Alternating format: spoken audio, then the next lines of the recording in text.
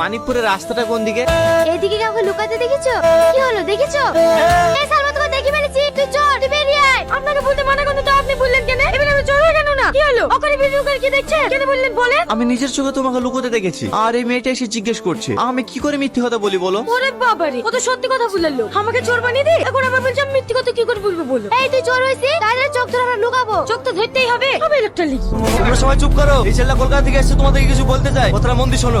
আমার নাম টনি, আমি কলকাতা থেকে এসেছি। আপনারা দীর্ঘদিন ধরে জলের সংকট এবং রাস্তাঘাটের জন্য বিডিও অফিসে দরখাস্ত করেছে। আমি সেই বিডিও অফিস থেকে এসেছি আপনাদের গ্রাম এনকোয়ারি করার জন্য। আপনারা যদি রাজি থাকেন এবং জায়গা দেন, তাহলে কিছুদিনের মধ্যে আমাদের কাজ আমরা শুরু করতে পারি। কোনো সমস্যা নাই, জলের ট্যাঙ্কের জন্য আমি জায়গা দেবো। হ্যাঁ, আমিও জায়গা দেবো। না না, আপনারা জায়গা দেবো বললে হবে না, আমি গ্রামটা ঘুরে একবার দেখতে চাই যে কোথায় ট্যাঙ্কিটা বসালে গোটা গ্রামে জল সাপ্লাই করা যাবে। বাবু আপনাকে অনেক ধন্যবাদ, আমি অনেকদিন থেকে পানির কষ্ট পাচ্ছি। না না কাকা, আপনি আমাকে আপনি করে বলবেন না, আমি আপনার ছেলের বয়সী। বলছিলাম কাকা, আমি তো আপনাদের এখানে এক সপ্তাহ থাকবো, কোনো ঘর ভাড়া পাওয়া যাবে না? ওগো স্যারকে খেতে দাও। আরে আপনি আমাকে স্যার বলছেন কেন? আপনি আমার বাবার বয়সী, আপনি আমাকে টনি বলে ডাকবেন। আচ্ছা ঠিক আছে। কি গো কিছু বলছো? অনেক বেলা হয়ে গেছে, টনিকে কিছু খেতে দাও।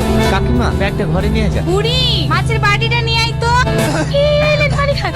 তুমি এ বাড়িতে? এইটা আমাদের বাড়ি। ও বলছি আমাকে ক্ষমা করে দিয়ে। কিসের ক্ষমা? সকালে আপনার সাথে যে খারাপ ব্যবহারটা করেছি, এতে আমার খুব খারাপ লাগছে, তার লেগে। অবশ্যই ক্ষমা করবো। তার আগে বলো, তুমি আমাকে যে জলটা খাওয়ালে, এই জলটা কোথাকার? কেন ঘাটের পানি খেতে কি আপনার কোনো অসুবিধা হয়েছে নাকি? না না, অসুবিধা হবে কেন?